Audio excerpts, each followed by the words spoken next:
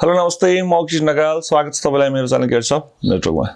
आज मैले तपाईँलाई चाहिँ पछिल्लो समय चाहिँ ठेक्काहरू चाहिँ एकदम फुल रेटमा लिन सकिने केही सङ्केतहरू देखिएका छन्। त्यसले गर्दा चाहिँ अब तपाईँ हामी पनि एक आपसमा झगडा नगरिकन, लोभी नगरिकन, प्रतिस्पर्धा नगरिकन फुल रेटमा ठेक्का लिन सकिन्छ भन्ने विषयलाई लिएर भिडियो बनाएको छु। भिडियो अन्तिमसम्म हेरिदिनु होला। हेरिसकेपछि आफ्नो प्रतिक्रिया दिन नबिर्सिनु होला। नर्मली के भएको छ भने यो जुन 11औं नियमावली संशोधन आएको छ त्यसले ठेक्का प्रक्रियामै भाग लिन नपाउने भन्ने जुन किसिमको अंकुश लगाइदिएको छ, एक हदसम्म त्यो धेरै नै राम्रो देखिन थालेको छ। सिनारियो कस्तो देखिएको छ भने कार्यालयहरूमा चाहिँ 1 गते भन्दा 3 गते निस्केको पछि सूचनामा त्यो कार्यान्वयन गरे हो। तर साथीहरू धेरैजना डराइसक्नु भयो कि मतलब मेरो ठेक्का काउन्ट हुन्छ भन्ने हिसाबले चाहिँ जसरी लो बिड गर्नुभएको थियो, जसरी टेन्डर बिड गर्नुभएको थियो, अब टोटली लगभग कम्ती भइसकेको छ। मैले मेरो ठाउँमा पोखराको याद गर्दै गर्दा पछिल्लो समय पोखरामा के छ भने तपाईँको नर्मली कुनै पनि ठेक्कामा चाहिँ 15वटा भन्दा तल कुनै 1-2टा ठेक्कामा 8-10वटा नत्र 15वटा भन्दा तल टेन्डर बिड पर्दैन थियो। यतिसम्म कि अझ हार्डको ठेक्कामा त तपाईँको 40 आनेसम्म पनि ठेक्का किनेको अवस्था थियो। तर अहिले पछिल्लो समय कस्तो भएको छ भने फुल रेट तपाईँको हुन्छ नि 2टा 3टा, एउटा 2टा 3टा, एउटा 2टा 3टा भनेको मिलाएर होइन कि यो एक आपसमा मिल्दैन, आफैले हालेर छोड्दिनु नपर्छ भन्ने हिसाबले हाल्दै गर्दा तपाईँ कोही साथीहरू 1% गर्नुभएको छ, कोही 8% गर्नुभएको छ होइन।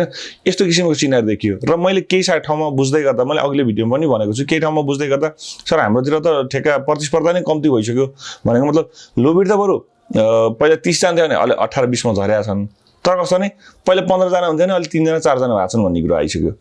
अब त 3 गतेबाट चाहिँ तपाईँको कम्प्लिट रूपमा के हुँदैछ, आजको मितिबाट त तपाईँको टोटली काउन्ट हुने भइसकेपछि तपाईँले 5 ठेक्का, अब कुनै अफिस वाइज 5-5वटा होइन, फेरि जस्तै आज सडकको ठेक्का 5वटा छ, भोलि पूर्वाधारको ठेक्का 5वटा छ, पर्सि सहरी विकासको 5वटा छ, 15वटा ठेक्का छन्। 15 ठेक्का हामीलाई त काम चाहिएको जुनसुकै भयो हुन्छ। तर कस्तो आज 5वटा ठेक्का हाल्छु भन्यो भने त्यो भोलि पर्सिको पूर्वाधार र सहरी विकासको ठेक्का हाल्न पाइएन। किन पाइएन भन्दा यसको आशय निकाल्दा केही न भने 30-35 दिन टाइम लाग्न सक्छ, मानव केही न भने 20-25 दिन त लाग्ला।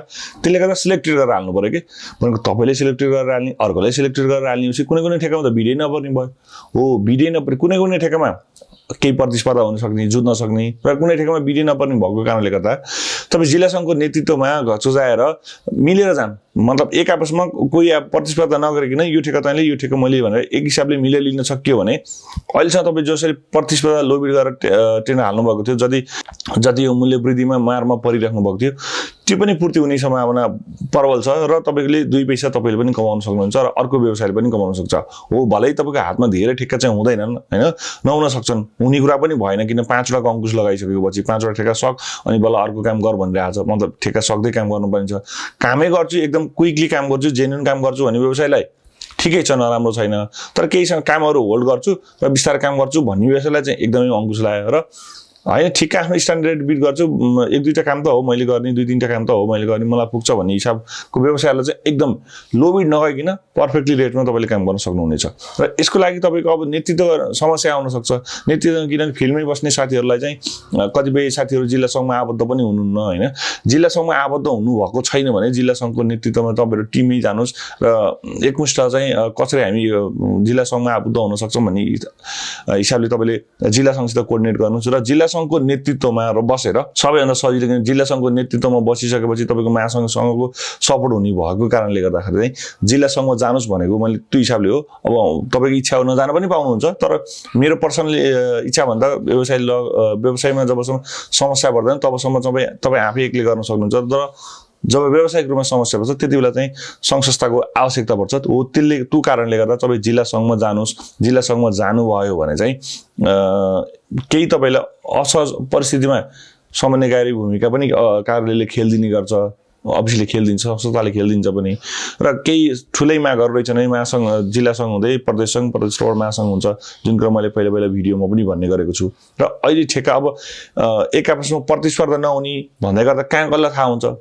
तर त्यो जिल्लामा निस्केको फर्म त कति छन् भने त जिल्ला सङ्घले त्यसको डाटा निकाल्न सक्छ र कसले किनेका छन्, कसरी जान सकिन्छ भन्ने कुरा चाहिँ जिल्ला सङ्घले पहल गर्यो भने चाहिँ ठेक्का चाहिँ एक आपसमा प्रतिस्पर्धा नगरी लिन सकिने सम्भावना बलियो देखिएको छ र प्र्याक्टिस तपाईँले गर्दा हुन्छ र हामीले हाम्रो ठाउँमा चाहिँ एक किसिमको सुरुवात भइसकेको छ र तपाईँको ठाउँमा तपाईँले यो भिडियो जहाँ हेर्दै हुनुहुन्छ तपाईँको ठाउँमा पनि यो किसिमको परिपाटी तपाईँले बसाल्न सक्नुहुन्छ न। यस्तो हुनसक्छ यदि तपाईँ त्यस्तो सोच्नु भएन आफ्नो तर्कले टेन्डर बिट गर्छु भन्नु भने तपाईँलाई अङ्कुश पनि आउने र तपाईँले मन पराएको ठेक्का कसैले बिट पनि नगरिदिने हेर्नु, किनभने अब सबैले एउटै ठेक्कामा हानथाप गरिसकेपछि त्यसमा प्रतिस्पर्धा हुने र अर्को ठेक्कामा कसैले हानथाप नहुने हुन्छ।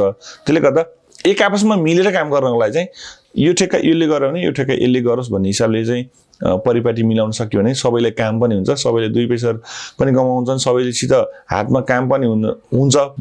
एक किसिमको व्यवसायीलाई चाहिँ राहत नै हुने थियो।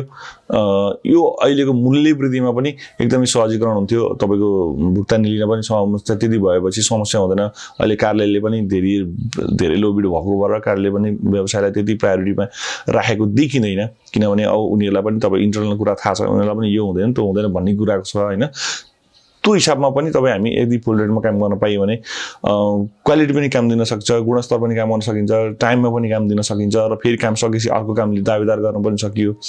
बिस्तारै थोरै थोरै खाँदै गयो भने केही कमाउन सकिएला पनि भन्ने हिसाबले चाहिँ तपाईँहरू मिलेर जानुहोस्, जोगैले हेर्नुहोस्, एक आपसमा प्रतिस्पर्धा नगर्नुहोस्। हुन त मैले अहिलेको सिचुएसन आउँदा धेरै पहिलाबाट लोबिड नजानुहोस् भनेकै थिएँ र अहिले आएर लोबिड जाँदाको जति पनि लोबिड गएर काम गरेका छन् ती व्यवसायहरूलाई देख्नुभएकै छ होला।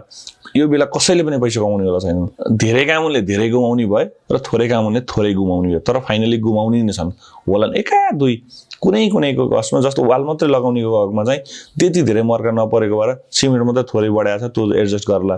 तर ग्याबिनको काम गर्ने पनि मर्का परेकै छ, डन्डीको काम गर्ने मर्का परेकै छ, पिचको काम गर्नेलाई मर्कै परेको छ। हुन त पूर्वाधार विकासहरूमा यिनी त हो तपाईँको काम गर्ने भनेको, भवनको काम हो, बाटोको काम हो, यी कुराहरू इन्क्लुड हुन्छन्। त्यसले गर्दा चाहिँ अहिले तपाईँको 95% व्यवसायी 100% लसमा, तर कति लस खाने भन्ने उसको क्षमतामा उसको जति काम छ त्यो अनुसारले चाहिँ लसमा जाने हुन्।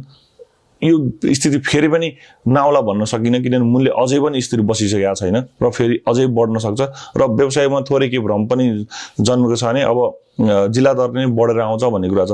बढेर आउँछ भने के ग्यारेन्टी छ र? तपाईँको ठ्याक्क साउनको बेलामा रेट लट्ट तल झऱ्यो भने त्यही रेटमा फेरि जिल्ला दर बढ्छ र फेरि अर्कोचोटि हाई बढ्ने सम्भावना हुन्छ। यसले गर्दा पनि व्यवसाय एक आपसमा प्रतिस्पर्धा एकदमै घातक छ। व्यवसाय प्रतिस्पर्धा बन्द गरौँ, एक आपसमा सहकार्य गरेर जाने मोडालिटी तयार अनुसार एक आपसमा मिलेर जाने वातावरण बनाऊ। यो भन्दै भिडियो अन्तिमसम्म हेरिदिनु भयो। भिडियो कस्तो लाग्यो? भिडियोमा केही कुराहरू तपाईँले कमेन्टहरू राख्न सक्नुहुन्छ, केही कुरा नबुझेको कुरा छ भने सोध्न सक्नुहुन्छ। सकेसम्मको कोसिसहरूलाई चाहिँ आफैले जानेको कुरालाई चाहिँ समाधान पनि गरेको छु र केही कुरा तपाईँले सोधेको कुरा चाहिँ म आफै कन्फ्युजन भयो भने मैले सम्बन्धित निकाय पिपिएमलाई सोध्न पर्ने हो अथवा व्यवसाय अग्रज व्यवसायलाई सोध्न पनि सोधेर पनि जिज्ञासालाई सम्बोधन गरेको छु। त्यसले गर्दा केही आफ्ना जिज्ञासाहरू छन् भने कमेन्टमा लेख्न नबिर्सिनु। होइन तपाईँलाई डाइरेक्ट फोन गर्छु भने पनि तपाईँले मेरो फेसबुक पेज मार्फत मेरो नम्बर भेटाउनुहुन्छ, तपाईँले मलाई फोन पनि गर्न सक्नुहुन्छ। भन्दै बिदा हुन चाहन्छु। नमस्ते, धन्यवाद।